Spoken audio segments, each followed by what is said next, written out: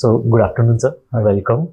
Thank you. And we're very grateful कि आप हम लोग जो ये गैंजेटिक कैंसर कॉन्फ्रेंस ऑर्गेनाइज कर रहे हैं उसमें आप आए and you also delivered the keynote address, and so it's a pleasure to welcome Dr. Lalit Kumar, who is currently based in Artemis Hospital, and he's been recognized by the very prestigious Padma Shri Award by the government of India. And जो हम ये यहाँ पे cancer conference organise कर रहे हैं उसमें sir की ये स्पेशलिटी कि sir is a teacher for most of the 100 odd doctors who are here, तो everyone is looking up to you and हम काफ़ी हैप्पी हैं. So we just want to start off with a question कि आप 40 साल से cancer के field में, बट ये कैसे, मतलब how did you and up in the cancer space? In the field of oncology. Yeah, ji. Actually, what I was doing MD, so this was like little long back, 1984. जी. मेरे teacher थे, अभी हैं वो, जी. in 90s में है अभी. So he was always kind of making discussion on the ward rounds, immunology topics and oncology topics. उस time पे oncology बहुत ही nascent था, in the sense that hardly anything. और we used to get few patients उस time पे भी जो आते थे, तो like because there were no other facilities, so we used to treat them and then refer them to Delhi. And so that's how. So he always felt that oncology and immunology are two areas which are really going to grow in future. And from career point of view also, these are kind of good. So I just started taking interest. And so when I completed my MD, then I looked up for my future career and moved to Delhi. And fortunately, I got a position as a senior agent in All India Institute of Medical Sciences. And after almost a year later, I moved to did my DM in medical oncology from Cancer Institute Adyar. And fortunately, I had mentorship of Dr. V. Shanta. She was one of the pioneers. And Dr. Krishnamurthy. These were the two people who I think they have really contributed hugely in our country, and especially starting from the very basic. And they were always worried about the poor people, how we can provide them the affordable care. So which really always impressed me, and I could see like from a teaching hospital then going to another place. So, and after completing my DM, I came back and then had another year of fellowship in Commonwealth Fellowship, and spent in the Royal Postgraduate Medical School, Hammersmith Hospital, London. And under Professor John Goldman, who was again a pioneer in the field of chronic myeloid leukemia. So that's how my background was. And then subsequently I came back, and I have been at AIMS till the year 2022 June, when I superannuated. And after that I moved to the Artemis Hospital, which was close to my residence. So Commonwealth scholarship, common connection है sir हमारा. I have also been a Commonwealth scholar. जी. जी. Sir, तो फिर आप इतना साल AIIMS में रहे, एंड और एम्स के बाद अभी आप बता रहे आर्टेमिस, और एम्स एक ऐसी जगह है जिसमें बिहार, जिस रीजन में हम ये कॉन्फ्रेंस ऑर्गेनाइज कर रहे हैं, वहाँ काफ़ी पेशेंट्स जाते रहे हैं. तो उसमें आपका ओवर द इयर्स कैसा एक्सपीरियंस रहा बिहार के और यूपी के पेशेंट्स को लेके? एक्चुअली मेरा एक्सपीरियंस बहुत अच्छा है, इन द सेंस कि मैं कई बार ये सोचता हूँ, अगर अपने यूपी और बिहार के पेशेंट नहीं होते तो एम्स शायद ऐसा नहीं होता जो आज है. The huge amount of contribution these people, poor people have made to the wealth of medicine, medical knowledge which doctors have acquired by treating these people. And सबसे बड़ी बात है जो मुझे हमेशा बहुत इम्प्रेस की, कि people have so much faith, and that they, whatever they come, when they come to you, whatever you explain to them, they just simply accept it. And I remember a time in early 90s, and like sometime patients will come, that time the poverty was really too much. People, I have seen the women coming barefoot, like from Patna, Bihar to the Delhi. But the very clothes were also not kind of thing, but I mean, they were so poor. And once I tell them, okay, you just sit down here and I'll fix up your CT scan or ultrasound, whatever test and other things, if there's some delay or something. And once I come back, I find they're still sitting in the same position. They were so kind of, so much simplicity. So, which really always kind of made me to think that, so I really found very kind of inspiration from that I must be really doing something for these people. Sir cancer का context women के साथ जो हम जो देखते हैं कि एक यू नो कि थोड़ा और ज़्यादा लेट डायग्नोसिस होता है क्योंकि विमेन एक्सप्रेस नहीं करती हैं अपने प्रॉब्लम्स को उतना फ्रीली, उतना ओपनली। और आज भी हम जिस विषय पे आपसे बात करना चाह रहे हैं वो ओवेरियन कैंसर के बारे में बात करना चाह रहे हैं। तो सर आप एक अगर जनरल ऑडियंस को हम बताना चाहें कि ओवेरियन कैंसर प्लीज़ बताएं तो प्लीज़। हाँ, एक्चुअली जो है ऐसे बैकग्राउंड में मैं बताऊं कि जो सबसे कॉमन जो रीजंस हैं कि एक तो अवेयरनेस ऑब्वियसली नहीं है, और लेकिन but over the time it has been improving, and one of the biggest example is cervical cancer. For example cervical cancer in early 90s used to be much more commoner. Gradually जो awareness हुई है, even though it has been not to the optimum, but whatever the awareness they have got through the newspaper, through television, and through listening to the people or radio and other things, there have been some improvement. Plus the overall general living standards which have improved, and hygiene and other things, the incidence of cervical cancer has come down.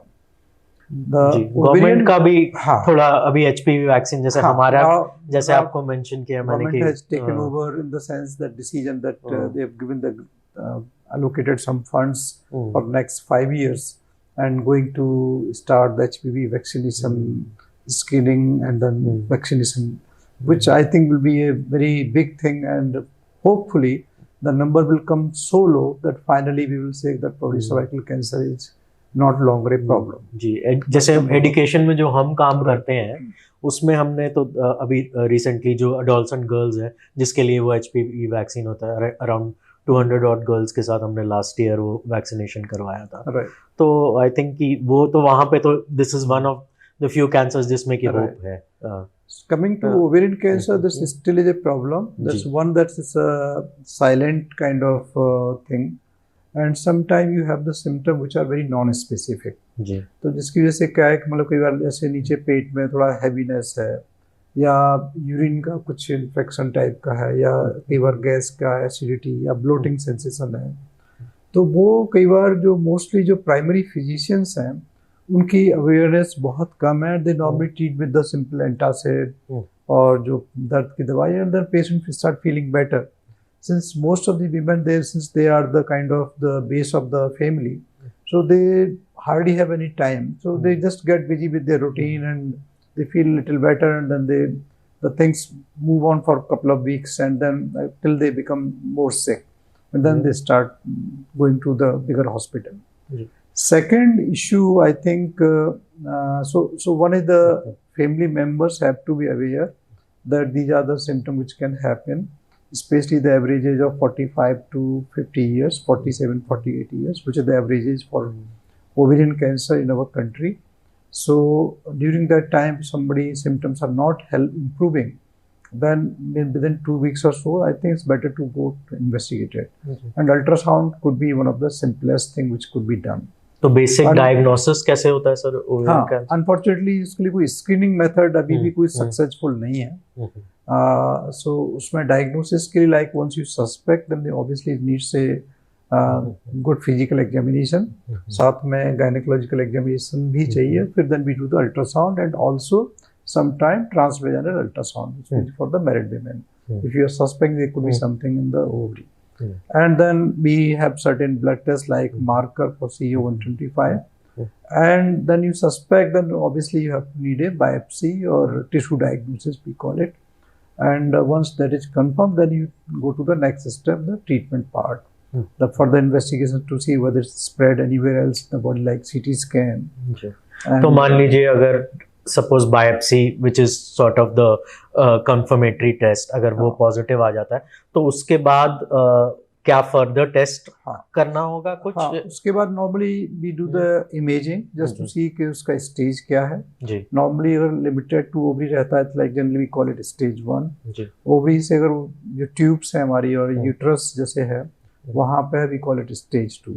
But एक बार थोड़ा सा pelvic brim से ऊपर आ जाता है, abdomen के अंदर आ जाता है, वी कॉल इट स्टेज 3. तो उस केस में या लंग्स में पानी वगैरह आ जाता है तो वी कॉल इट स्टेज 4. तो स्टेज 3 और स्टेज 4 में ऑब्वियसली तो उसके लिए हम लोग सीटी स्कैन जनरली करते हैं, अल्ट्रासाउंड या CT scan generally considered standard and देखने के लिए और कहीं पर डिसीज तो नहीं है जी. और आपका जो एक्सपीरियंस रहा है स्पेशली एम्स के कंटेक्स्ट में जहाँ बिहार से लोग जाना चाहते हैं, तो वहाँ पे किस स्टेज पे ओवेरियन कैंसर के पेशेंट पहुँच? 70% to 75% पीपल इन जनरल जी everywhere they come in stage 3 and stage 4 जी. 20 से 25% है जो कि स्टेज 1 या स्टेज 2 में आते हैं. इसलिए आप साइलेंट कैंसर कह रहे थे इसका. सो एक बार अगर मान लीजिए ओवरी कैंसर डायग्नोस हुआ और स्टेज 1 या 2 में है then surgery is the primary treatment.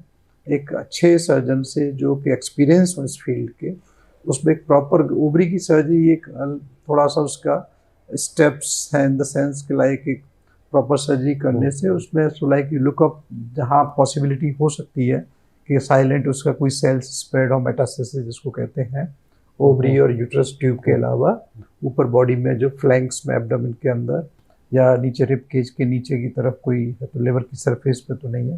तो we take the specimens and samples from all those sites and we send them to the pathology review के लिए. और उसमें वो सब नेगेटिव है then like for stage 1 half of the patient may not need any treatment further, they just need a follow up जी. और chemotherapy का सर क्या रोल? Remaining half like we decide if based on the pathology testing if they say like a high grade or we call them the risk of recurrence is high, in those cases we give them prophylactic chemotherapy for nearly 6 cycles. For stage 3 and stage 4 many times by the time patient comes the abdomen is like full or bloated. In those cases surgery may not be feasible or may not be able to remove the complete. The important thing in advanced ovary cancer is that surgery should be done in such a way that you are able to remove the tumor maximally. If you are not able to remove, then we try to give, after confirmation, we give them chemotherapy first, 3 rounds of chemotherapy, and then we do the surgery, and then give another 3 rounds of chemotherapy. So that is for the advanced stage. जी. और chemo को लेके लोगों का tolerance कैसा रहता है? Generally ठीक रहता है इन द सेंस इसमें 2 मेन दवाई हैं जिसको हम टेक्सोल और कार्बोप्लेटिनम के नाम से जाते हैं. Generally it takes 5 to 6 hours and every 3 weeks हम इसको देते हैं 6 times. ठीक है. और कीमो से थोड़े साइड इफेक्ट होते हैं पर केयरफुली अगर आप देते हैं उनको तो जनरली मैनेजेबल है. थोड़े से साइड इफेक्ट्स अगर है नोजिया वगैरह की फीलिंग जनरली 2-3 दिन या 4 दिन रहते हैं. कभी कभी पैरों में थोड़ा न्यूरोपैथी के सिम्टम्स आते हैं जिसको जैसे हम कहते हैं नमनेस या टिंगलिंग सेंसेशन, वो जनरली सेटल हो जाते हैं 3 से 6 महीने के अंदर कीमो कंप्लीट करने के बाद. और रेडियोथेरेपी का ओवेरियन कैंसर में रेडिएशन जनरली नहीं यूज करते हैं. पहले जब कीमोथेरेपी नहीं थी उस टाइम पे रेडियोथेरेपी यूज होती थी, पर आजकल जनरली हम लोग यूज नहीं करते हैं बिकॉज कीमो के रिजल्ट्स आर मच बेटर, इसलिए रेडियोथेरेपी जनरली यूज नहीं होती है. और एज का भी सर कोई रिलेशन है? हाँ, नॉर्मली 90% केसेस जनरली 70 इयर्स के अंडर में आते हैं. एवरेज एज मैंने कहा कि 47-48 है. So mostly women would be like under 65. तो उसमें generally this is the standard policy we follow. women who are like 70 years, 75 years or elder, which will be like roughly 10% of cases, then we really have to see कि उनका बाकी condition कैसा है. कि जैसे मान लो हार्ट के point से या कोई उनकी इशू तो नहीं है, कोई hypertension, diabetes and other things. अगर वो सब नहीं है, जनरल हेल्थ अच्छी है, then you can still follow the same policy. अगर मान लीजिए जनरल हेल्थ वीक है, बहुत ज़्यादा फ्रिजाइल है, और तो उन केसेस में फिर कई बार हम लोग कीमोथेरेपी को थोड़ा सा जो है लिमिटेड करते हैं, इन द सेंस बजाय 2 मेडिसिन के भी जनरली गिव 1 मेडिसिन।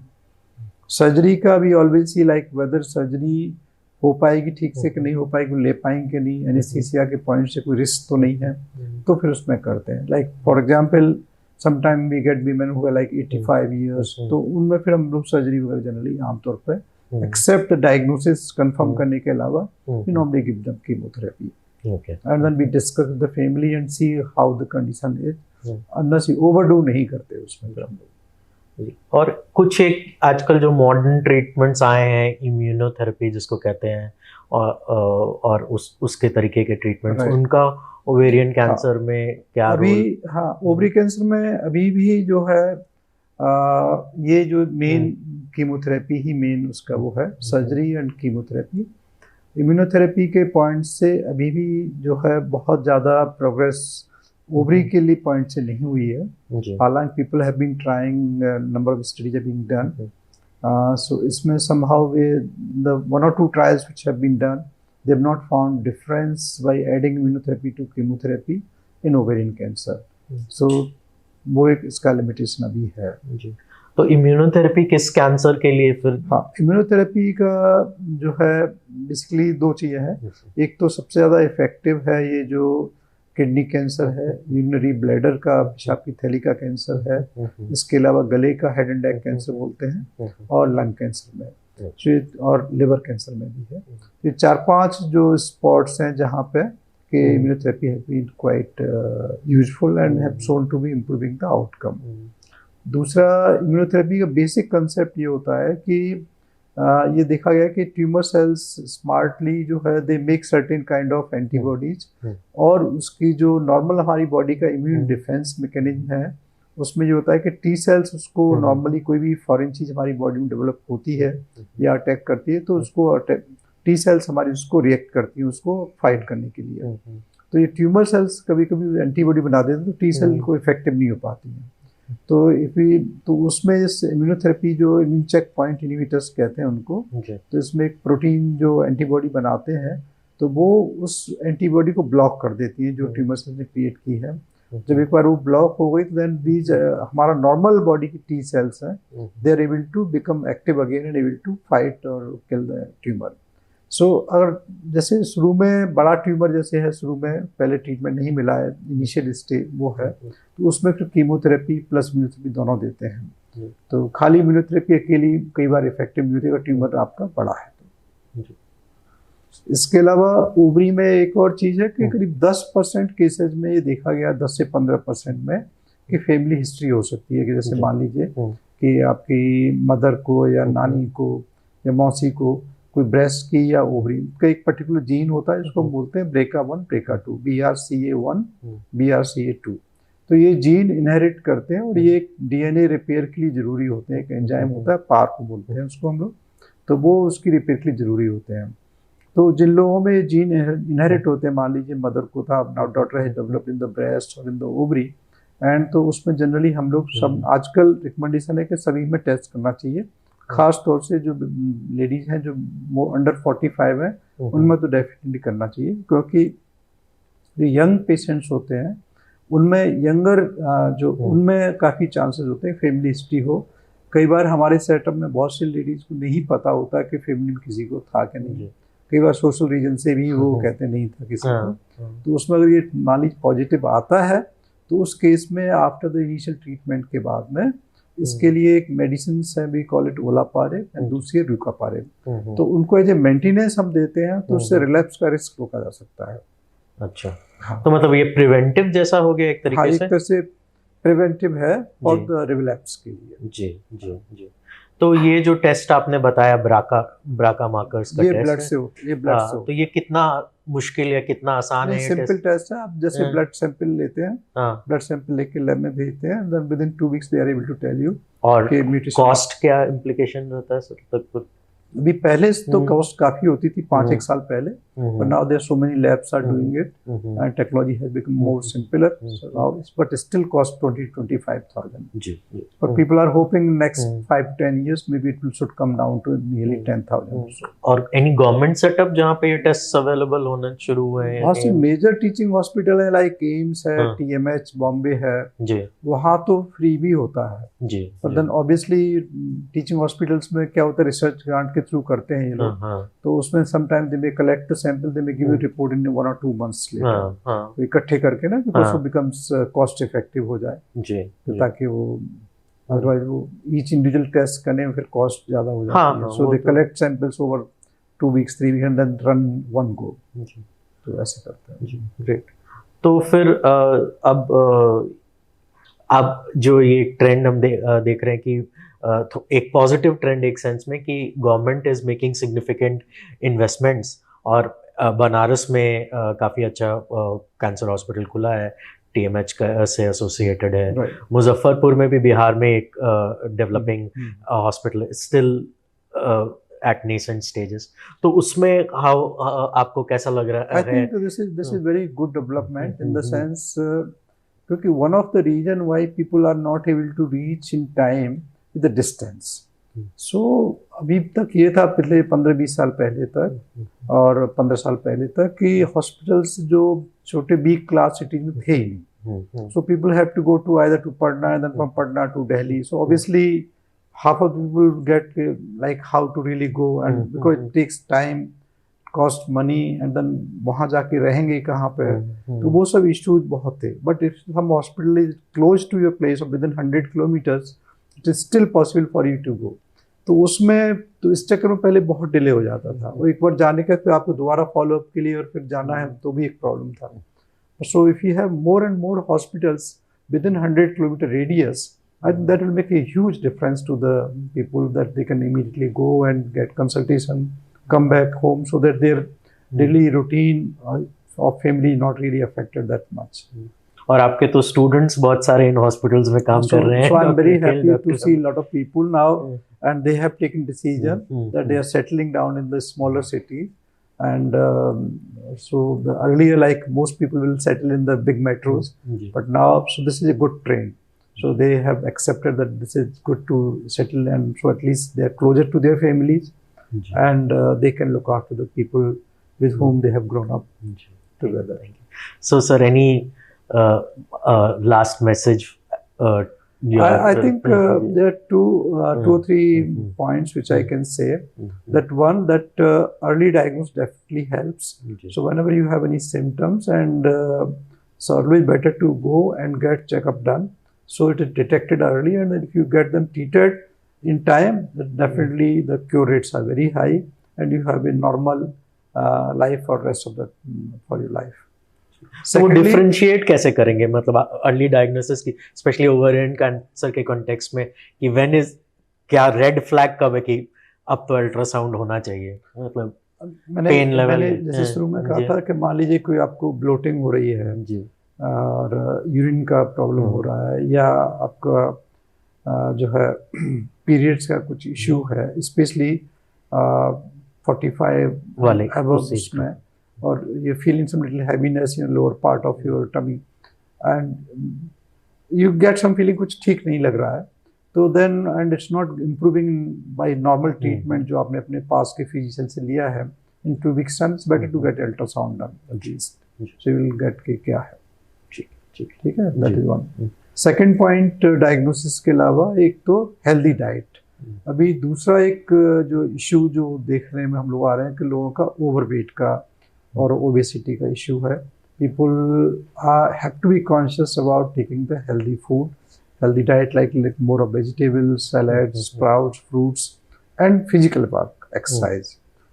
तो लेडीज तो खैर करती हैं, पर कई बार आदमी लोग भी जो है they should really physical work अब थोड़ा कम होता जा रहा है धीरे धीरे। वो जो पहले normally people were used to be, now we have more facilities, so we don't want to take that trouble, but we every day people should do 15-20 minutes 30 minutes of regular physical exercise, walking, jogging, whatever is convenient to them, which will keep them fit. So you may not probably need to, you don't have to go to the doctor than. जी If you are conscious about your physical work, exercise, and diet, then these are the two best things which can happen. And fourthly, like if at all if you have problem, then you have to have a positive that you will get better, and we have to hope that people are going to help you out. ठीक है sir. Okay? Thank you so much. Very Thank you, kind sir. of you to Right. join us for Yeah. this. Thank you so much. Thank you. Right. Thank you.